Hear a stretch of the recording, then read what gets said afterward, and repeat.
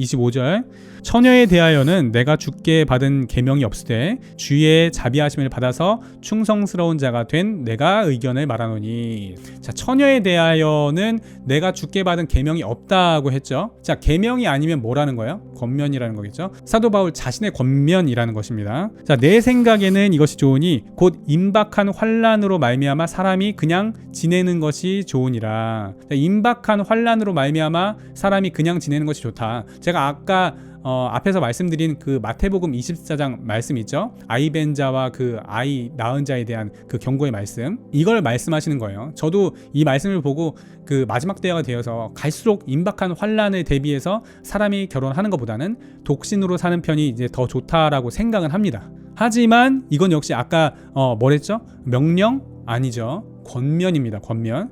제일 중요한 것은 뭐다? 부르심 받은 그대로 지내라는 것입니다. 오해하지 마시길 바래요. 청년들이 계속 이 말씀에 꽂혀서 그냥 독신으로 살아야 하나? 이러고 있어요. 부르심을 받았으면 그렇게 살아야죠. 근데 결혼이 너무 하고 싶고 막 결혼한 가정이 너무 부러운데 그저 믿음이 없어서 그런 식으로 생각하는 거는 아니라는 거예요. 그건 하나님의 뜻도 아니라는 겁니다. 27절 내가 아내에게 매였느냐 노이를 구하지 말며 아내에게서 노였느냐 아내를 구하지 말라. 결혼했냐?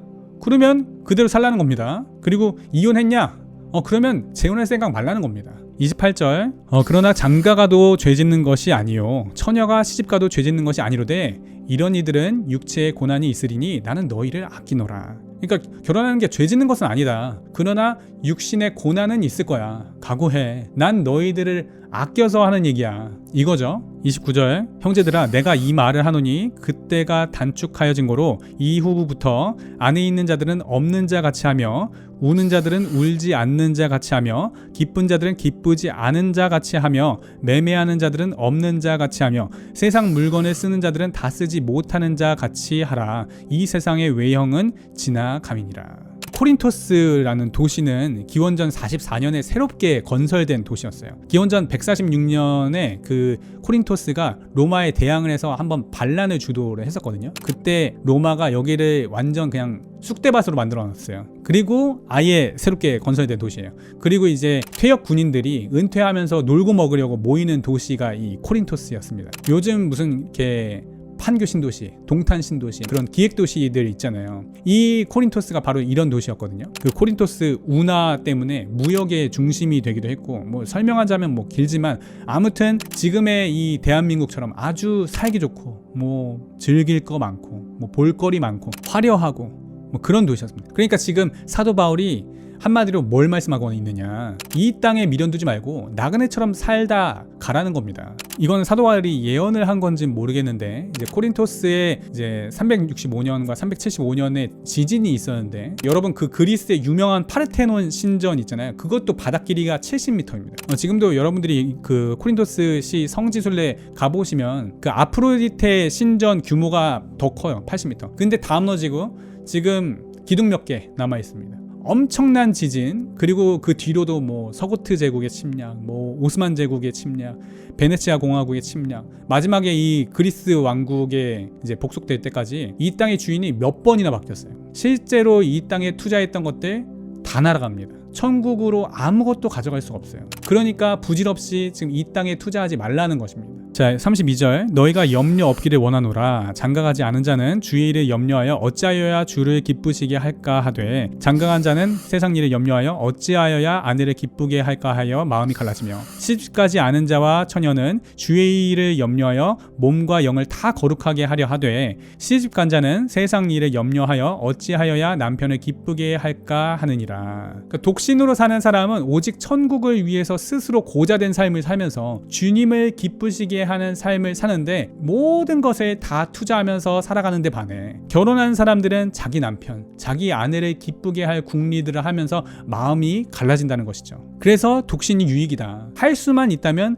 독신으로 사는 것이 좋다. 지금 이걸 말씀하고 있는 것이죠. 35절입니다. 내가 이것을 말하면 너희의 유익을 위함이요 너희에게 올무를 놓으려 함이 아니니 오직 너희로 하여금 이치에 합당하게 하여 흐트러짐이 없이 주를 섬기게 하려 함이라. 자, 지금 이 독신의 유익에 대해서 말하는 것은 너희의 유익을 위해서다. 올무를 놓으려 함이 아니다. 덫을 놓으려 하는 것이 아니다. 독신으로 살라고 강요하는 거 아니다. 그저 독신의 유익, 천국에서의 삶에 대해서 지금 말하고 있는 것이다. 지금 이렇게 말씀하고 있는 거예요. 각자 부르심 받은 그대로 독신의 사명을 받은 자는 그 사명에 맞게 살아가면서 흐트러짐이 없이 주님을 섬길 수 있게 하기 위해서 지금 이 말을 하는 것이죠. 자, 36절입니다. 그러므로 만일 누가 자기의 약혼녀에 대한 행동이 합당하지 못한 줄로 생각할 때에 그 약혼녀의 혼기도 지나고 그같이 할 필요가 있거든 원하는 대로 하라. 그것은 죄 짓는 것이 아니니 그들로 결혼하게 하라. 의외로 이거 중요합니다. 보세요. 그러니까 만일 어떤 남자가 자기의 그 약혼녀에 대한 행동이 합당하지 못하다고 생각한다고 했죠. 약혼녀에 대한 행동이 합당하지 못한 게 뭐 여러 가지가 있겠지만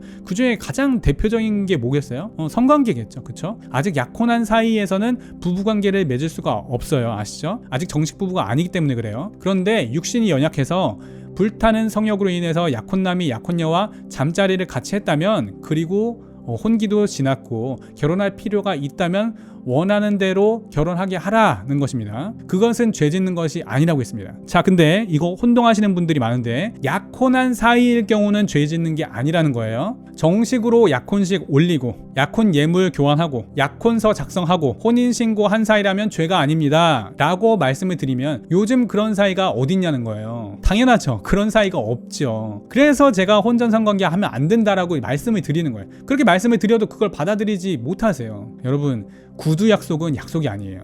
그거 파기되면 그 구두 결혼 약속 파기된 것에 대해서 서로 무슨 책임을 지는데요? 아무런 책임을 짓지 않습니다. 제가 정말 답답해서 그래요. 구두 약속은 의미가 없어요, 여러분. 약혼서, 약혼 예물, 약혼식, 혼인신고 했다면 부부관계 해도 죄가 아닙니다. 대신 꼭 결혼해야 합니다. 그러면 죄가 아니에요. 하지만 그 예외 상황은 다 죄가 맞아요. 37절. 그러나 그가 마음을 정하고 또 부득이한 일도 없고 자기 뜻대로 할 권리가 있어서 그 약혼녀를 그대로 두기로 하여도 잘하는 것이니라. 자, 그런데 약혼을 한 상태에서 계속 결혼을 미뤄. 그리고 서로 간에 성관계를 한 적도 없고 케데시아와 음행을 저지른 적도 없고 별로 뭐 어쩔 수 없이 결혼을 시켜야 했다고 막 할 그런 이유가 전혀 없다면 그대로 독신으로 두어도 잘하는 것이다 라는 겁니다. 그러므로 결혼하는 자도 잘하는 거니와 결혼하지 아니하는 자는 더 잘하는 것이니라. 자, 이것도 독신으로 사는 게 무조건 더 잘하는 것이라고 말하는 게 아니에요, 여러분. 부르심 받은 그대로 지내는 것이 이 전체 주제예요. 근데 천국을 위해 스스로 고자된 삶을 살면 천국에서는 더 큰 유익이 있다는 것을 말하는 거예요. 자, 39절입니다. 거의 다 왔어요. 아내는 그 남편이 살아있는 동안에 매여 있다가 남편이 죽으면 자유로워 자기 뜻대로 시집 갈 것이나 주 안에서만 할 것이니라. 자, 재혼에 대한 말씀이죠. 사별한 경우에는 재혼 가능하다 말씀하셨어요. 그러나 이 역시도 주 안에서만 할 것이라는 것입니다. 자, 왜냐? 40절입니다. 그러나 내 뜻에는 그냥 지내는 것이 더욱 복이 있으리로다. 나도 또한 하나님의 영을 받은 줄로 생각하노라. 그러니까 사별한 후에도 그냥 독신으로 지내는 것이 더욱 복이 있다는 것입니다. 나도 또한 하나님의 영을 받은 줄로 생각한다. 제가 생각하기에 사도 바울이 아내와 사별했다고 추정할 수 있는 또 하나의 대목이긴 한데, 나도 사별한 이후에 이렇게 성령으로 말미암아 독신으로 지내고 있고 복이 있는 삶을 살고 있다는 그런 의미로 좀 보여요. 자, 고린도전서 7장 요약하자면 제일 좋은 건 뭐예요? 독신이다. 근데 정욕이 불타올라. 그럼 넌 독신의 사명 아니야. 그러니까 결혼해. 믿는 신자와 결혼했는데 배우자가 음행했어. 그래도 회개했다면 살아. 이건 명령이야. 이미 이혼을 했어. 그러면 그냥 독신으로 지내. 아니면 재결합해. 불신자와 결혼했는데 불신자가 나랑 살길 원해. 그러면 웬만하면 같이 살면서 그리스도의 은혜와 사랑을 보여. 하지만 명령은 아니야. 불신자 배우자가 이혼을 요구해. 그럼 이혼할 수 있어. 하지만 주 안에서 가정을 지키려고 최선을 다하면서 화평한 마음 가운데 그렇게 해. 사별한 경우 재혼할 수 있어. 하지만 독신으로 사는 게 좋아. 근데 이것도 주 안에서 결정해. 자, 여기서 그러면 사별은 아닌데 이혼한 사람들, 그런 사람들은 재혼하면 안 되냐라고 물어보시는 분들이 계세요. 뭐 사실상 거의 대부분은 여기에 속하잖아요. 그렇죠? 그런 케이스들 뿐만 아니라 그 위에서 나는 모든 케이스들 다 마찬가지로 이건 되고 이건 안 되고 이런 식으로 적용할 게 아니에요. 제일 중요한 주제가 뭐라고요? 부르심 받은 그대로 지내라 라는 겁니다. 하나님은 우리의 눈높이에 맞춰서 인도하시는 분입니다. 아주 다양한 그런 인도하심이 있을 수 있죠. 이혼하기 직전에 하나님께서 은혜를 막 주셔서 이혼을 막으실 때도 있고, 이혼하자마자 하나님께서 은혜를 주셔서 막 회개케 하시고 독신의 마음을 품을 수도 있고, 또 은혜 받아서 재혼을 인도함 받을 수도 있고, 아니면 재결합을 인도함 받을 수도 있겠죠. 이건 뭐 정답이 없어요. 각자의 부르심대로 지내는 것이니까요. 만약에 이혼할 당시에는 전혀 신앙이 없었는데 재혼하고 나서 하나님을 제대로 만났어요. 그럼 재혼 가정 갈라지고 다시 재결합해야 하나요? 그거 아니란 말이에요. 각자가 부르심을 받은 그대로 지내라는 것입니다. 이혼할 때 신앙이 없었던 것도 부르심, 재혼 후에 하나님을 만난 것도 부르심이에요. 저는 결혼은 사명이라 말씀을 드리죠. 아이가 없는 경우에 이혼했다면 웬만하면 혼자 지내는 것을 권면합니다. 천국을 위해서 살아가는 것이 그 사람에게 유익이기도 하기 때문이죠. 근데 아이 편에서 봤을 때는 양 부모가 다 함께 같은 가정에서 사는 게 좋죠. 자, 오늘은 이 독신과 사명, 그리고 이혼, 재혼 이런 것에 대해서 알아봤습니다. 오늘 컨텐츠가 여러분들에게 올무가 되지 않길 바랍니다. 이것이 여러분들에게 또 하나의 율법으로서 작동되지 않길 바라고, 또 다른 한편으로는 이것이 여러분들에게 면죄부를 주는 그런 컨텐츠가 되지 않길 바랍니다. 어떤 사람은 자기 자신의 영성은 전혀 고려하지 않은 채 그저 나는 믿는 신자랑 결혼했으니까 절대 이혼할 수 없구나 막 이렇게 여기고 나서 이혼은 안 하지만 막 사실상 마음으로는 이미 이혼을 했고, 이제는 막 하나님을 향한 원망과 막 이 불신의 마음을 막 가득가득 채우면서 그렇게 가정 생활을 해나간다면 이건 그냥 종교 생활이에요. 물론 그런 것마저도 하나님께서 나중에 회복하게 하심으로 회개의 기회를 삼을 수도 있겠죠. 또 반대로 오늘 메시지를 통해서 난 그럴 만한 영성도 안 되고 내 남편은 불신자니까 이혼해도 괜찮구나, 이런 식으로 면죄부처럼 적용할 것도 아니라는 겁니다. 저는 오늘 이 고린도전서 7장을 통해서 일반론을 말씀드린 것이지만, 이혼이라는 주제는 사실 이 일반론을 적용하기 상당히 어려운 부분들이 있어요. 아마 오늘 영상이 지금까지 연재된 크결과 영상 중에서 가장 긴 영상이 될 거예요. 그렇죠? 근데 사실 이렇게 길게 다뤘는데도 불구하고 사실상 많이 부족합니다. 배우자의 성격, 기질, 문제점, 본가와 그 외가의 상황과 관계, 가정 구성원들의 신앙 여부와 그런 영성 수준, 자녀의 유무, 경제 상황과 형편, 고난의 수준, 본인의 영성 등등 고려해야 될 상황들이 너무나 많은 주제이기 때문에 이걸 천편일률적으로 이건 이렇게 합니다, 이렇게 정할 수가 없어요.